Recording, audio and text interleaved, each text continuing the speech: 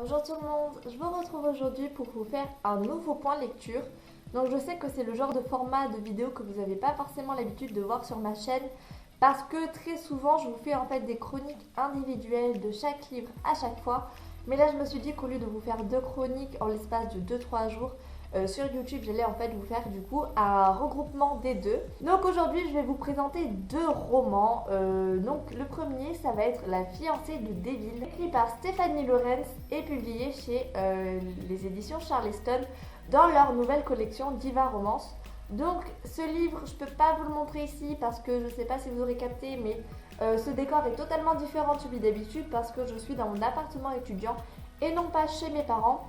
Et du coup, vous vous doutez bien que le livre, je l'ai laissé chez mes parents puisque je l'ai terminé juste avant de venir. Et du coup, je ne l'ai pas avec moi, mais ça ne va pas m'empêcher d'en parler, croyez-moi. Et le deuxième livre que je vais vous présenter, c'est une lecture que je viens à peine de terminer. Mais quand je vous dis à peine, c'est-à-dire il y a à peine, même, enfin, c'est-à-dire il y a à peu près 10 minutes, pas plus. Et c'est le roman Si seulement et par Magali Nguyenberth. Désolée, je m'excuse d'avance pour avoir écorché le nom, publié chez Passion Édition. Voilà. Donc, avant de passer à un livre en particulier, je dois dire que ces deux livres, en fait, sont des romances pour adultes. Alors, j'ai pas du tout fait exprès de lire ces deux livres en sachant cela, parce que ce sont mes deux dernières lectures, donc c'était pas du tout prévu que les deux soient du même genre, c'est-à-dire à tendance érotique.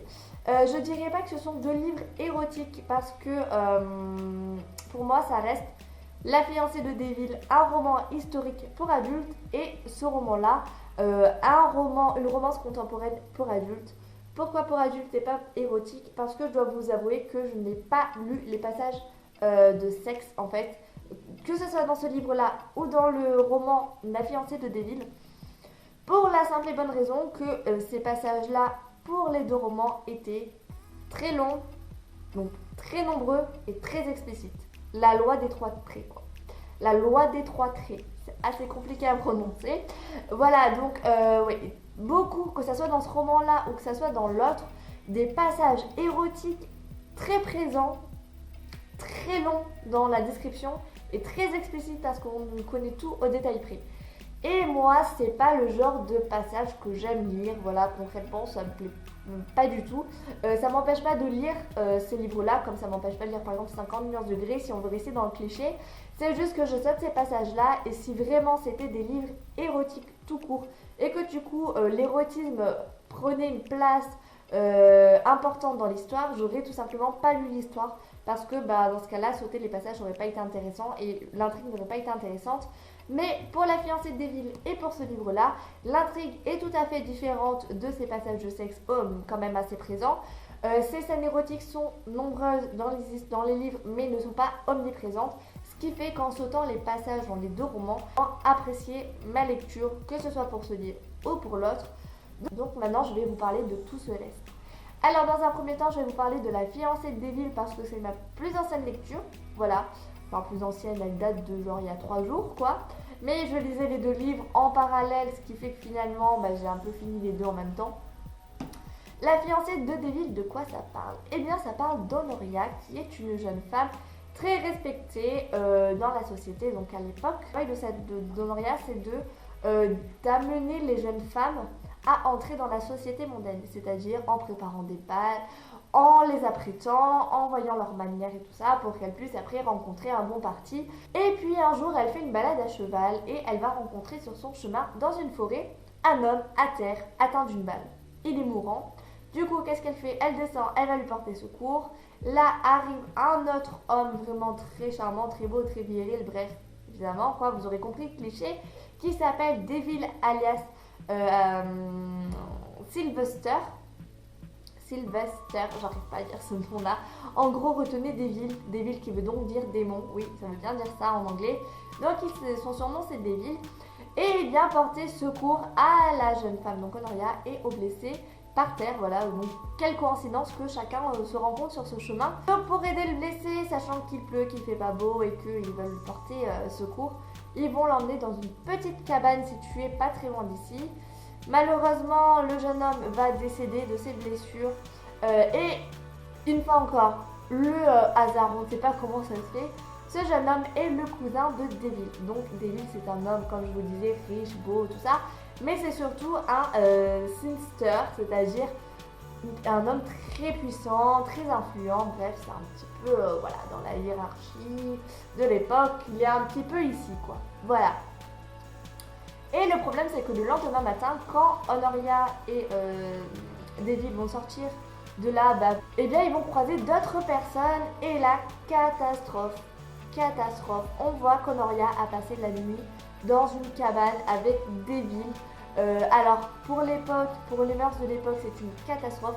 Cette jeune femme qui était très respectée devient en fait une délurée, alors qu'en fait, on sait très bien, et tout le monde le sait parce qu'ils ont vu le cadavre, que si Honoria et Devil ont été dans cette cabane toute la nuit, ça a été pour porter secours au jeune homme qui malheureusement est mort, en plus, voilà.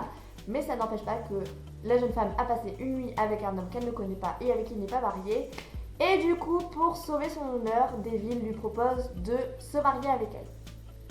Ok, alors là, vous vous dites, elle nous a raconté tout le roman, mais ça, c'est ce qu'il y a dans le premier chapitre, concrètement. Là, à mon avis, la tête que vous faites derrière cette caméra, c'est la tête que faisait Honoria quand elle a entendu ça. Comment ça, on va se marier? Devil la connaît depuis la veille. Pourquoi d'un coup, il a envie de se marier avec Honoria? Est-ce qu'elle va accepter ou pas? Surtout que sa demande ressemble plus à une proposition forcée qu'à une simple demande en mariage, quoi. Faut dire qu'à l'époque, les femmes n'ont pas vraiment de pouvoir, quoi. À mon avis, si on leur propose un mariage, elles n'ont pas trop intérêt à dire non, surtout quand c'est un homme riche, beau, puissant. Dans la société, voilà, il n'y a pas trop à chercher, je pense.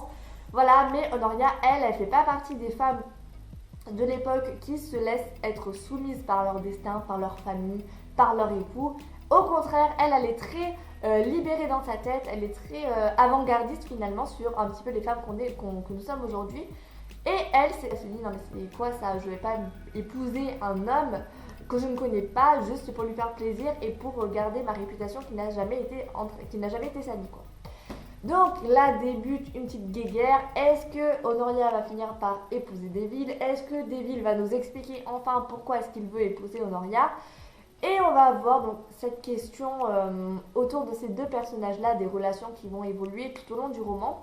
Mais on va surtout avoir, et ce qui m'a le plus plu en fait, on va dire dans ce roman, l'intrigue autour de la mort du cousin de Devil. C'est une intrigue qui va rythmer un petit peu tout le livre, surtout la deuxième partie du livre où là on commence un petit peu à avoir des indices sur ce meurtrier, on commence un petit peu à voilà, rentrer vraiment dans le vif de l'action. J'ai beaucoup aimé cette histoire. Alors, si je dois parler des points négatifs en premier, je citerai l'obstination quand même d'Honoria. Je veux dire, ok, c'est une femme qui a un caractère vraiment un caractère trempé, un caractère un petit peu féministe du genre j'ai pas besoin d'un homme pour vivre. Voilà, donc ça j'aime bien. Mais des fois c'était trop poussé, par exemple pour l'enquête sur le meurtre de Tolly. Elle était tellement obstinée à vouloir trouver le meurtrier alors qu'elle n'a pas forcément de raison. Ça n'a pas toujours trop bien fonctionné avec le caractère d'Honoria. Autant la plupart du temps j'ai beaucoup aimé sa manière de penser, sa manière de voir les choses. Autant des fois vraiment dans certaines situations elle m'a un petit peu saoulée, quoi. Après heureusement c'est le seul point un petit peu négatif que je dois dire sur ce livre. Le reste, j'ai beaucoup aimé. Ce que je trouve un petit peu dommage aussi, c'est que l'auteur n'est pas trop détaillé le contexte de l'époque.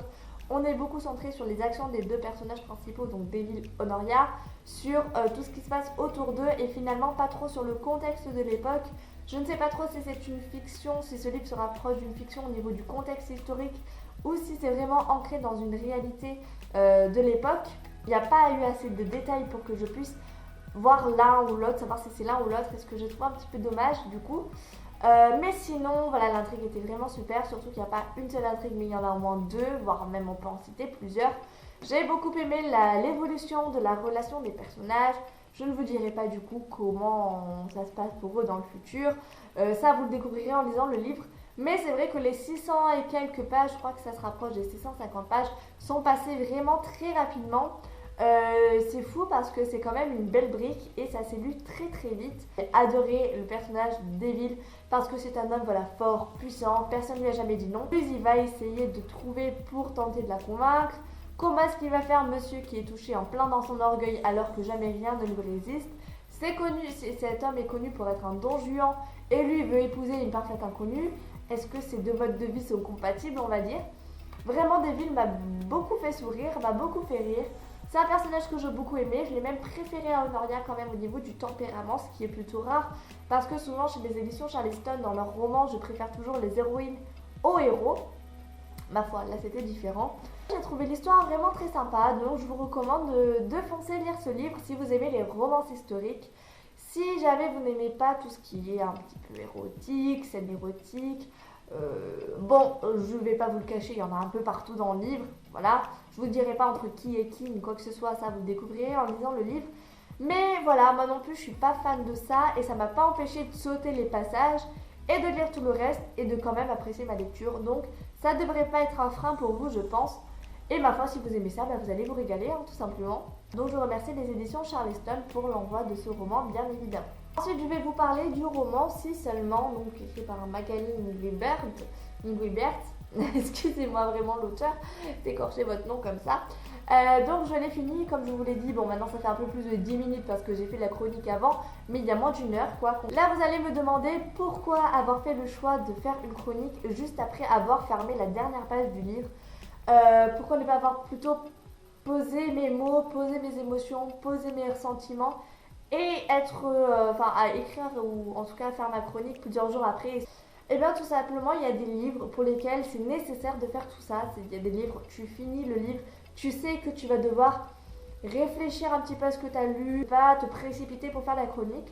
Et puis il y a des livres comme celui-là où tu sais que de toute manière, que tu fasses la chronique maintenant ou que tu la fasses dans 2 ou 3 mois, ça sera toujours les mêmes émotions qui vont transparaître dans la caméra, donc ça change rien du tout. Et du coup, j'ai préféré moi vous faire ma chronique à peine la dernière page tournée. Pour vous résumer ma lecture, mais le plus simplement possible, je pense que ce qui parle le plus de lui-même, c'est de vous dire que j'ai pleuré, que j'ai chialé. Vraiment, j'ai pleuré et pleuré. C'est un livre bouleversant. Bouleversant vraiment, surtout dans la dernière partie du livre, parce que pour moi, ce livre, on peut le qualifier d'un roman en 2 parties. La partie avant la révélation et la partie après la révélation. Là, vous dites, mais de quoi elle me parle? Évidemment, vous imaginez bien, je ne vais pas vous parler de la révélation dès le début, mais il y a une révélation à un moment donné, une révélation qui arrive d'ailleurs assez tardivement dans le livre, je trouve, en tout cas après plus de la moitié du livre, une révélation qui bouleverse absolument toute l'histoire. Mais quand je vous dis qu'elle bouleverse tout, c'est qu'elle bouleverse tout. Ce que je ressens par rapport au personnage, ce que je ressens par rapport à l'histoire, ma manière de lire le roman et les larmes qui arrivent à la fin. Des larmes de bonheur, des larmes de peine. Je ne vous dirai rien évidemment, vous le saurez en lisant le livre. Maintenant que je vous ai dit ça, je vais peut-être vous parler un petit peu du résumé quand même. Donc c'est l'histoire d'Alyssa qui est une jeune femme qui vient de fêter ses 18 ans et qui va entrer dans quelques jours à l'école Yale. Donc vous savez, cette grande université prestigieuse qui se trouve je ne sais pas où en Amérique, voilà, quelque part là-bas. Et elle est toute contente parce qu'elle, depuis qu'elle est née, oui, je n'exagère pas, en plus, depuis qu'elle est née, elle veut aller à Yale. Jusqu'à ce qu'elle apprenne que Luc, le jeune homme dont elle est amoureuse en secret depuis qu'elle est petite également, va à la même université qu'elle. Alors là, ça y est, explosion de joie. Elle, évidemment, elle le suit, elle l'adore depuis plusieurs temps. Lui, apparemment, ne l'a pas trop capté, même si à l'époque, ils étaient amis, voire même meilleurs amis quand ils étaient vraiment enfants. Et jusqu'à la fin du lycée, ils ne se sont plus du tout captés. Et du coup, est-ce que ça va être un moyen pour eux de renouer le contact, le fait qu'ils partent tous les deux dans une université où ils se connaîtront que tous les deux, quoi. Ma foi, c'est un petit peu toute l'intrigue de l'histoire, en tout cas jusqu'à la fameuse révélation qui là va bouleverser toute l'intrigue, mais ça, voilà, ça je peux pas vous en parler, même si j'aimerais vraiment vous en parler, vu dans quel état elle m'a mise, j'ai vraiment envie de vous en parler, mais je ne peux pas, donc je ne le dis pas. Moi tu sais, bousculu. Voilà, alors le personnage d'Alyssa, qu'est-ce que j'en ai pensé? C'est une personne assez banale, voilà, qui vit une histoire banale. C'est une jeune fille qui vient de fêter ses 18 ans, donc elle devient adulte. Voilà, elle devient à peine adulte, quoi. Elle rentre à l'université comme les personnes qui finissent le lycée. Elle est amoureuse secrètement d'un garçon, un peu comme, je dirais, les 3/4 des filles qui sont amoureuses secrètement d'un garçon depuis leur plus tendre enfance. Donc après tout, voilà, donc elle va avoir une nouvelle vie, elle va vivre en colocation avec une fille pendant ses études dans une chambre étudiante. Autant dire que toute sa vie est absolument banale. Mais le fait que Luc, du coup, aille dans sa nouvelle université, on sait que Passion Édition est une maison d'édition centrée sur la romance. Quand je vous dis que c'est une romance contemporaine, on se doute bien quand même qu'il va y avoir de la romance. Voilà. Et du coup, c'est cette romance qui va bouleverser tout le quotidien, le côté banal de la vie d'Alyssa. Alors là, je peux vous dire que, surtout avec cette fameuse révélation qui me brûle la langue depuis tout à l'heure, que j'ai envie de vous dire que je ne peux pas, plus cette romance et ces romances, parce qu'il n'y a pas que Alyssa qui va vivre une romance, il y a plein d'autres personnes dans ce livre qui vont vivre des romances, et bien tout ça va bouleverser le quotidien de cette jeune fille, et ce qui était une vie banale jusqu'à présent ne le sera plus du tout. Alors là, plus du tout. On part pas dans le fantastique, mais on part dans une vie que je ne souhaite pas vivre personnellement. Il y a certains aspects que j'aimerais vivre, d'autres que j'aimerais moins vivre, voilà. Tellement des points positifs et négatifs qui vont bouleverser sa vie que ben, l'amour, au final, on ne sait pas ce qui prédomine l'un sur l'autre, quoi. Ce livre te bouleverse tout. Alors, il faut s'attendre vraiment à avoir un grand chamboulement. Il faut s'attendre à pleurer parce que franchement, si vous n'avez pas versé votre larme à la fin du livre, votre larme de bonheur comme de peine, hein, on ne sait pas, hein, vous ne pleurez tout simplement. Les personnages, donc je vous ai parlé d'Alicia, je vais vous parler de Luc un petit peu, qui est le personnage principal du livre. Lui, alors je suis passée par toutes les phases d'émotion avec lui. Au début, je l'ai détesté parce que c'est typiquement le genre de mec beau gosse, tranquille, hyper célèbre au lycée, qui est devenu évidemment le roi du bal, machin truc, enfin bref, vous savez, ce mec là, que tout le monde, ce cliché du mec parfait, arrogant et tout ce que vous voulez, au lycée, bah concrètement c'est lui. Voilà. Après, en plus, il n'a pas eu un comportement vraiment très bien avec certaines filles. Donc, j'ai bien certaines filles pour pas que vous pensiez qu'Alicia, quoi. Il n'y a pas qu'Alicia dans ce livre, il y a plein de personnages. Et il a eu un comportement qui m'a pas plu, vraiment qui m'a pas plu, avec plusieurs filles. Mais au fil des pages, au fil de ce qui se passe, au fil de l'évolution des relations avec les autres, au fil de la résolution de l'intrigue, et ben, je l'ai kiffé, ce personnage. Je l'ai adoré. Et j'en suis même presque tombée amoureuse. C'est un personnage à la fin du livre, quand j'arrive à la fin du livre et que j'arrive à la dernière page, je ressens quelque chose de vraiment indéfinissable. Lire le livre vraiment pour comprendre, moi en tout cas c'est vraiment un livre que, comme je vous le dis, que ça soit maintenant ou dans 3 mois, je vais ressentir la même chose pour ce livre, je vais toujours penser autant à lui que maintenant après avoir refermé la dernière page. Donc c'est vraiment un livre que je vous recommande, voilà, c'est une romance contemporaine. Pour adultes, n'oubliez pas, parce qu'elle est bien centrée quand même le sexe, hein, les passages sont bien présents quand même. Du coup, je remercie Passion Édition pour l'envoi de ce service presse évidemment, et pour m'avoir donné la chance de lire cette histoire qui est vraiment formidable. Du coup, j'ai totalement raté mon défi parce que je devais vous faire une vidéo en un quart d'heure et je crois qu'un quart d'heure c'est en fait la durée de ma première chronique seulement. Mais en tout cas, j'espère que même si cette vidéo a été assez longue et bien assez détaillée aussi, et j'espère que vous aura donné envie de lire quand même un des 2 livres, voilà. Je vous remercie en tout cas d'avoir regardé cette vidéo et je vous dis à bientôt pour une toute prochaine. Au revoir.